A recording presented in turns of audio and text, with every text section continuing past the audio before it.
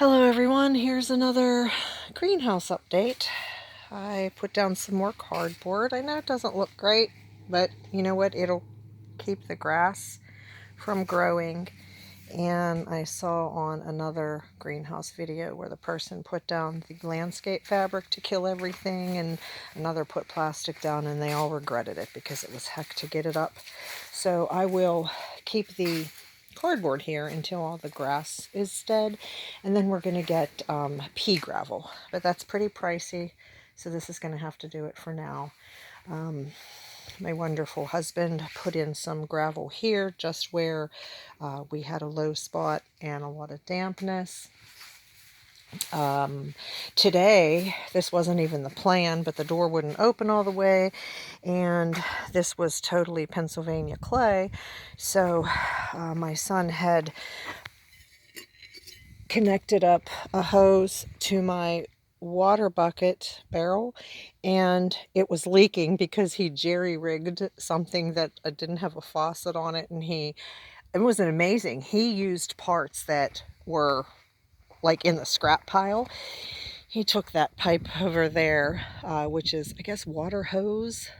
It's what we have, some of that for our well, and he used that, and it was crazy because it worked, but it leaked just ever so slightly, and we had to take it out because it got the stone wet, and then the clay was wet, and I was walking with pee-pee steps out here. So because it was so slippery, my husband was going to add stone, but then the door wouldn't open if he added stone, so he ended up using his tractor to dig all this down today, which set him behind on his electrical work in wiring up the garage.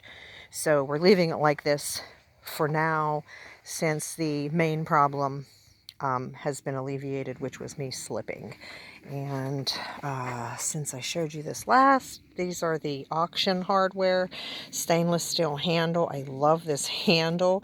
And so then I went, even though most of the other stuff was black, I went with the silver theme in here.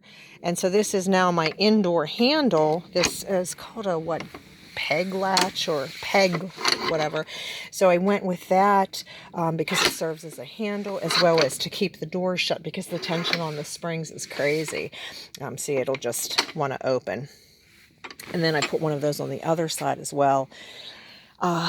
There is no way to lock the greenhouse from the outside, and I kind of didn't want to do that unless I had a latch that was through the door, because I don't want to get locked in. Anyway, I mean, not that you'd get locked in, because you could always get out, but who wants to rip their plastic to get out of the greenhouse? So that's it. Since I showed you the last video, we've gotten the peat moss delivery, which just means my husband and I picked it up and our son carried it into the greenhouse. And then I got more of this Espoma holly tone. I do like the plant tone and the garden tone more because it's a wider range of plants that use that. Holly tone is more for acidic loving plants. But I did get 2 bags of that because it ended up being 50 cents a pound at Costco.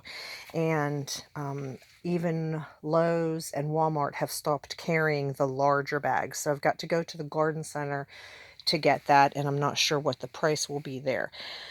So I put some of the plants in here. If you have any questions about what anything is, you can just put that in the comments.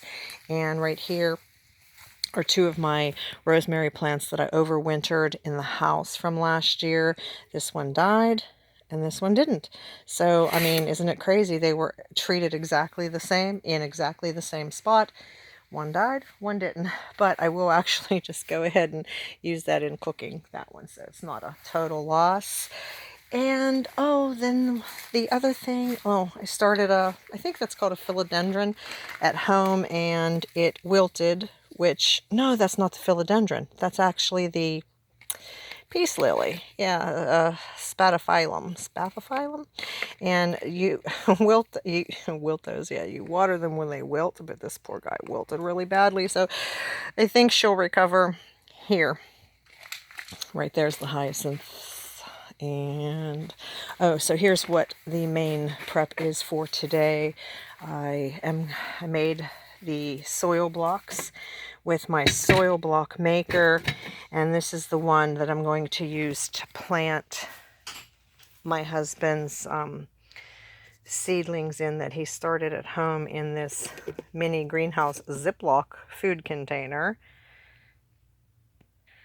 And he has a map and he wants me to keep them labeled. I don't know how I'm going to do.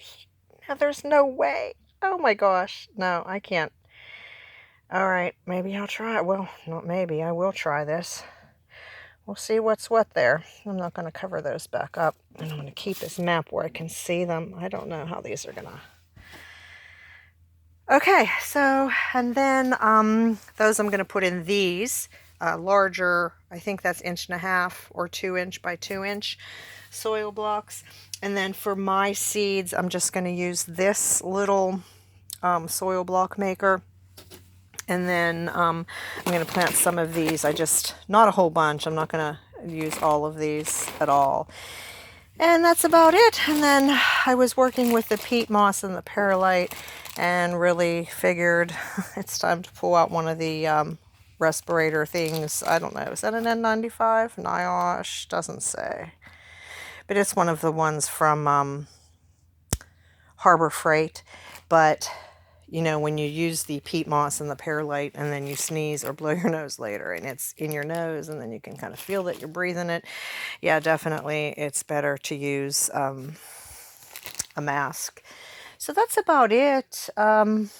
Grabbed some of my seed starting supplies from the other place and brought them here. And yeah, that's what I'm working on today. So let me know if your seeds are started, planted, how you are. And I'm not sure when I'm loading this video up, but this is actually March when I'm making the video. So that's it. Talk to you later, and be blessed, everyone. Thanks for watching.